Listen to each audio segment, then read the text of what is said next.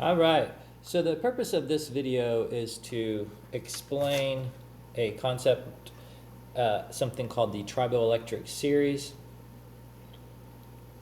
You're going to want to have that word in your notes.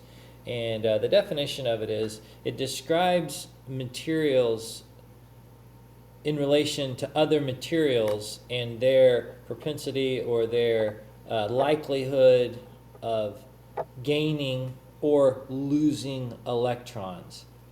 So to start with some things that maybe you're sort of familiar with, we've used rabbit fur a lot. My pet rabbit fur.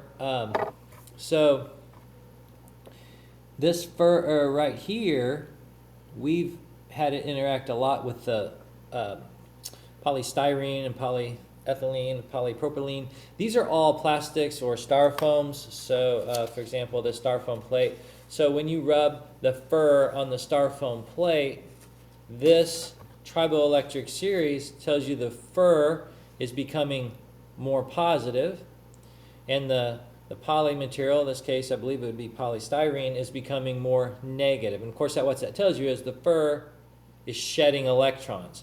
So that's why I always say fur sheds electrons, because most things on here, and there's some really good things we can use, it'll shed electrons on. Another example you can see right here, natural rubber. I don't know what most balloons are made out of, but I know that rubber is somewhere down here, even if it's some kind of synthetic rubber. And so we can put electrons on a balloon. Now, something that is maybe a little different, if you notice that glass is in fact above her on the Triboelectric series, this is a little bit weird in the fact that if we took glass, such as this glass Coke bottle, and we put the fur on the glass, this would be a rare case where instead of shedding electrons, the fur would actually be picking up electrons from the glass, because glass tends to get more positive than fur, and so that means it has a tendency to shed more electrons.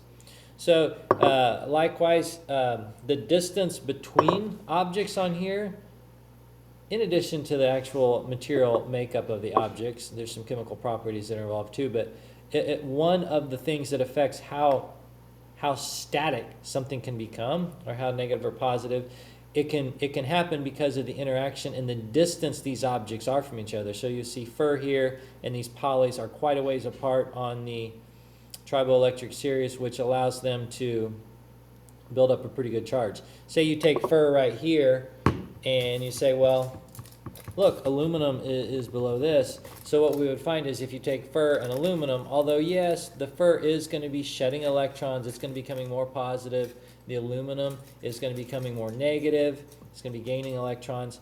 It's not going to be near as pronounced as effect because they're so close to each other on this series. Thank you. I hope this helps. I hope you have a great day.